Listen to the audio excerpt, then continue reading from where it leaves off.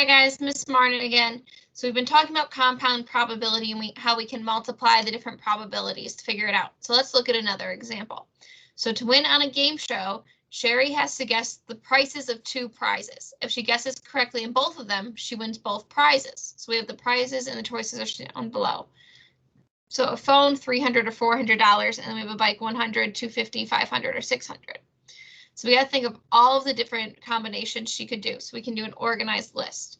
So she could pick 300 with the 100. So 300 for the phone and 100 for the bike. Or she could do 300 and 250. Or she could do 300 for the phone, 500, 300 and 600. Or she could do 400 for the phone, 100 for the bike, 400 for the phone, 250 for the bike, 400 for the phone, 500 for the bike, 400 for the phone, 600 for the bike. So that was a long list. There are 8 possible combinations. So if we look, we can see we had 2 choices here and 4 choices here. 2 times 4 is what gets us those 8 combinations. So her chance of winning the game, she has to get both answers correct. So whichever one it is, it's only 1 out of 8. We're not going to worry about the percentage right now.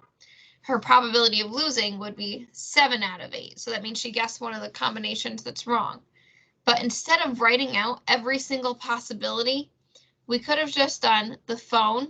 You have a 1 out of 2 chance of getting that one right? It's either 300 or 400, 50-50 chance. And then we know there's 4 different choices for the bike. She can get it once right out of 4. Only one of them is right out of 4. If you multiply those together, 1/2 times 1/4, you get that probability of 1/8 of winning.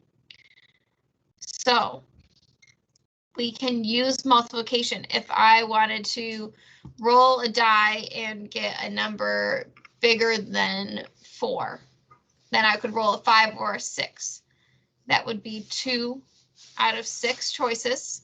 And then say I wanted to flip a coin twice and get tails both times. Well, that's a 1/2 chance times a 1/2 chance. I can just multiply these probabilities. 2 times 1 times 1 is 2. 6 times 2 times 2 is 24. That's 2 out of 24 or 1 out of 12 chance.